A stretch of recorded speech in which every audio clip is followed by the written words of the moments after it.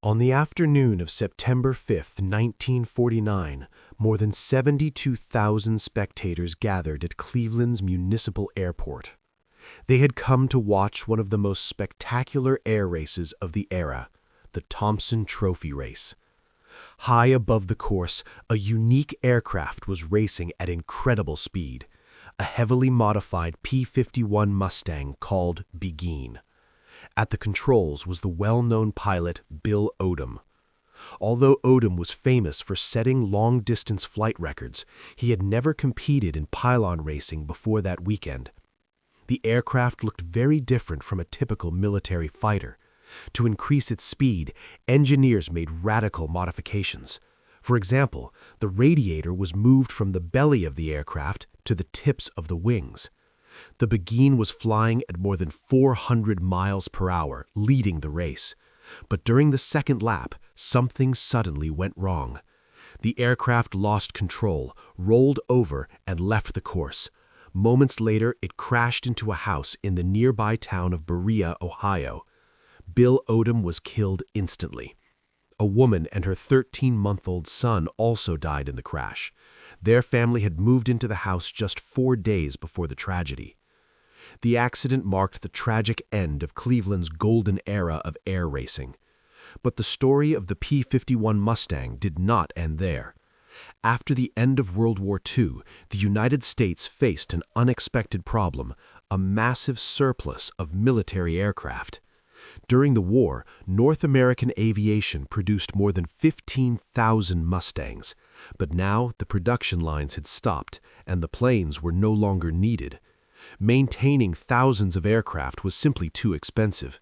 Across the United States and Europe, even perfectly functional fighters began to be destroyed.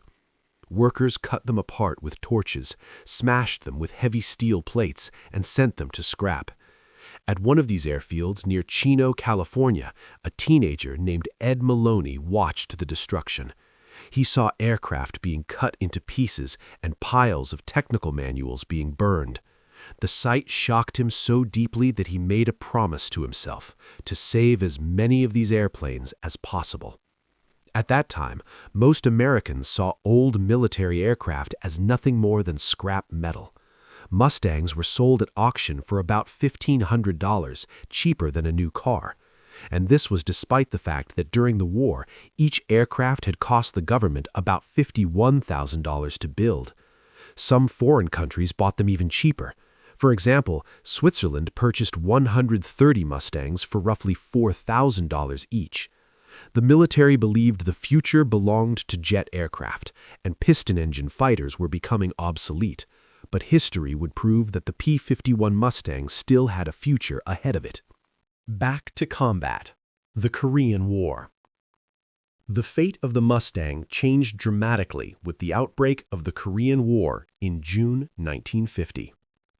American commanders quickly realized that the new jet fighters were not ideal for supporting ground troops. They consumed fuel very quickly and could not remain over the battlefield for long periods of time. Jets also required long, concrete runways.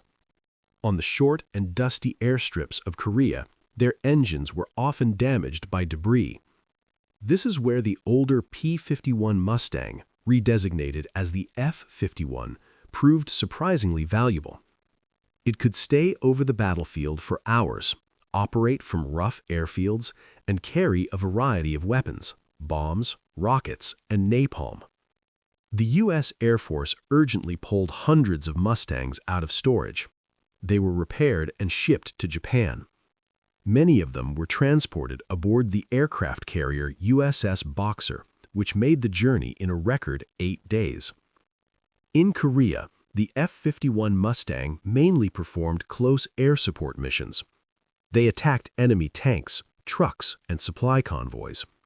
But these missions were extremely dangerous. Mustangs had to fly at very low altitude, directly under enemy fire. One of the aircraft's biggest weaknesses was its liquid-cooled Merlin engine. Even a single rifle bullet hitting the radiator could cause the engine to overheat and fail within minutes. Engineer Ed Schmood, one of the designers of the Mustang, later remarked that using the aircraft for ground attack missions was almost a suicide assignment. However, the U.S. Air Force had little choice. The heavier P-47 Thunderbolt had already been retired from service. During the Korean War, 335 F-51 Mustangs were lost, and 172 of them were shot down by enemy anti-aircraft fire. Pilots also faced harsh conditions on the ground, including freezing temperatures, ice, and difficult living conditions at forward airfields. Besides the United States, Mustangs were also flown by the Royal Australian Air Force, the South African Air Force, and the South Korean Air Force. By 1953, the aircraft began to be gradually replaced by jet fighters. The last American F-51 Mustang was officially retired from combat service in January 1957.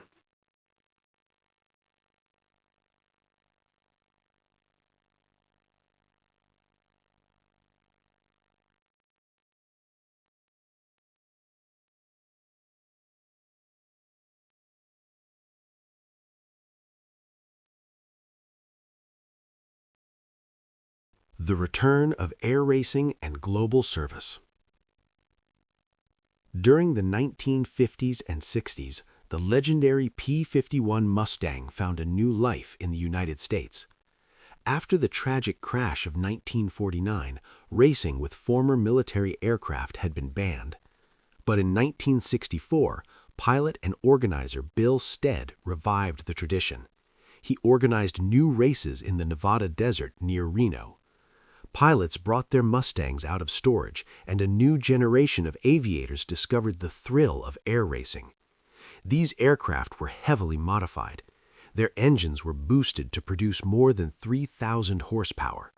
With this power, the racers regularly reached speeds of over 450 miles per hour. These races continue even today and remain some of the fastest competitions involving piston engine aircraft. But the Mustang story was not limited to racing. After World War II, it continued to serve in many air forces around the world. In the Philippines, Mustangs were used against communist insurgents. In Indonesia, they were also used during internal conflicts. In 1958, an Indonesian P-51 even shot down a B-26 bomber flown by CIA contract pilot Alan Pope. Mustangs were also operated in Guatemala, Haiti, China, and Sweden. Swedish aircraft even carried out secret mapping missions over Soviet territory.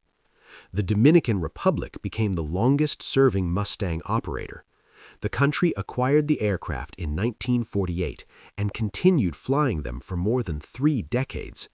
Brightly painted Dominican Mustangs remained in service until 1984, when they were finally retired.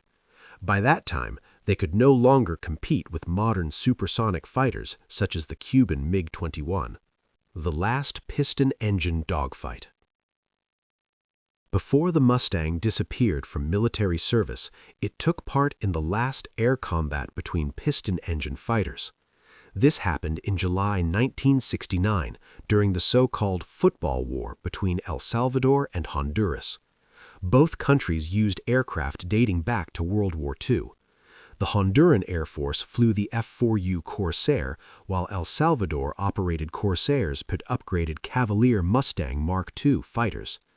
On July 17, 1969, Honduran Captain Fernando Soto engaged El Salvadoran aircraft in combat. In a single day, he achieved 3 confirmed victories. He shot down 1 Mustang and 2 Corsairs.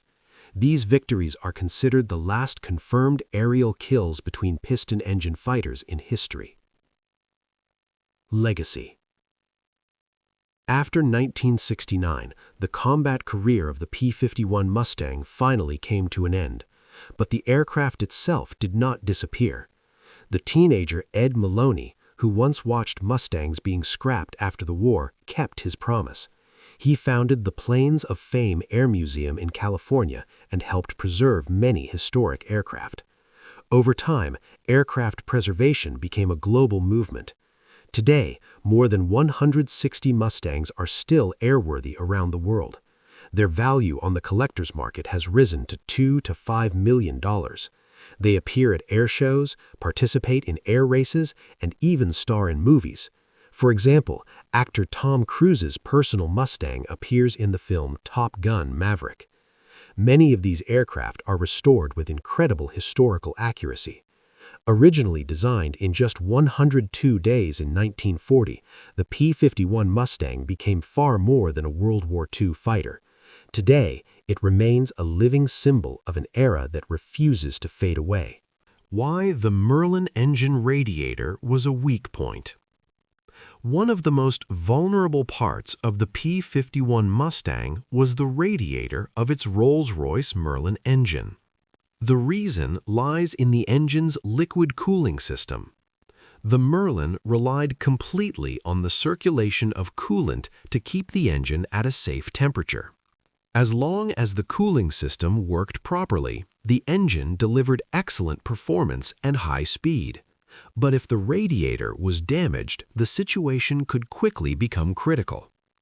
Unlike air-cooled engines, which could sometimes continue running even after serious damage, a liquid-cooled system was far more fragile in combat. In many cases, a single .30 caliber rifle bullet was enough to puncture the radiator. Once the radiator was hit, coolant would begin leaking out rapidly. Without proper cooling, the engine would start overheating almost immediately. Within just a few minutes, the engine could seize completely. When this happened, the pilot had very little time to react. The aircraft could lose power before the pilot had any chance to find a safe place to land.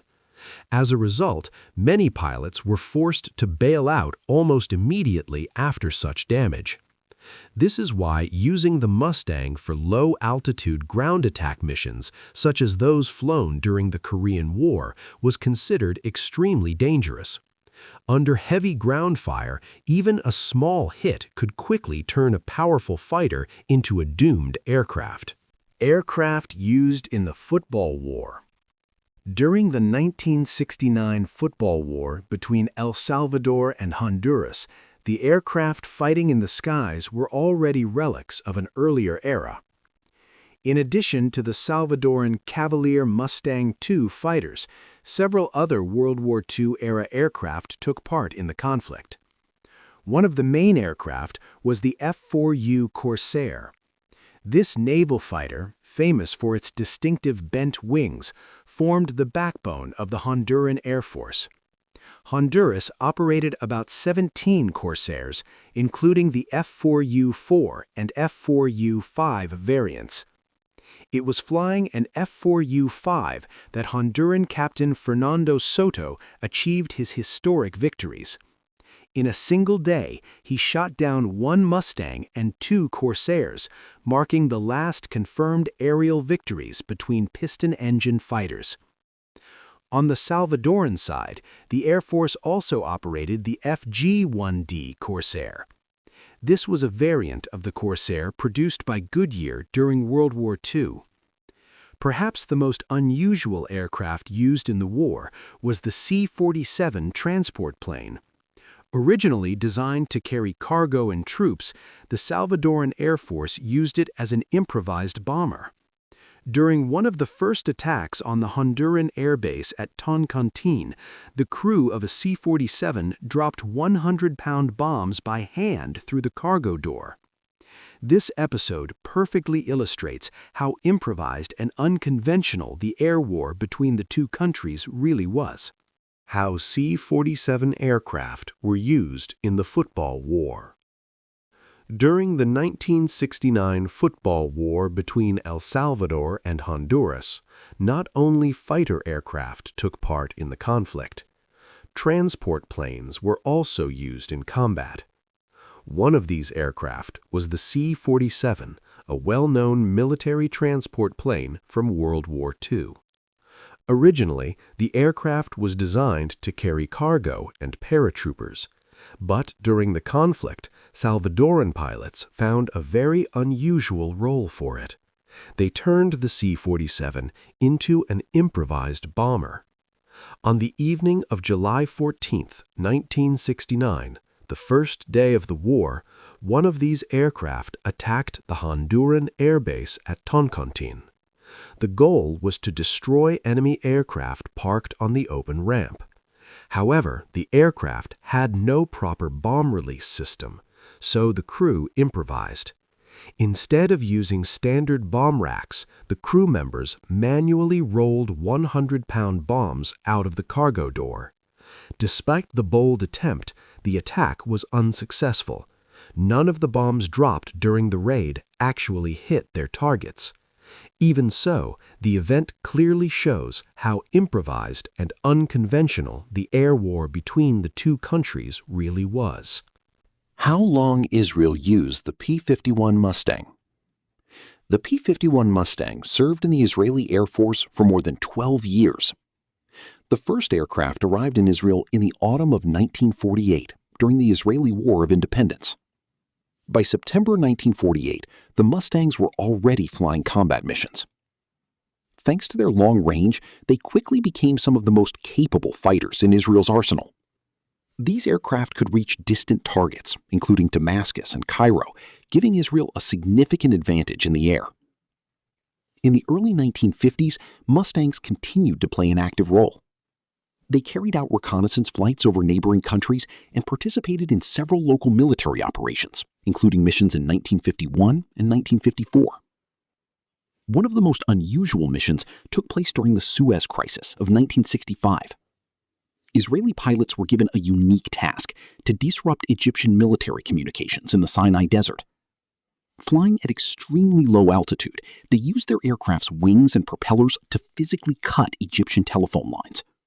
The risky maneuver was successful and seriously disrupted Egyptian command communications. By the early 1960s, however, the era of piston engine fighting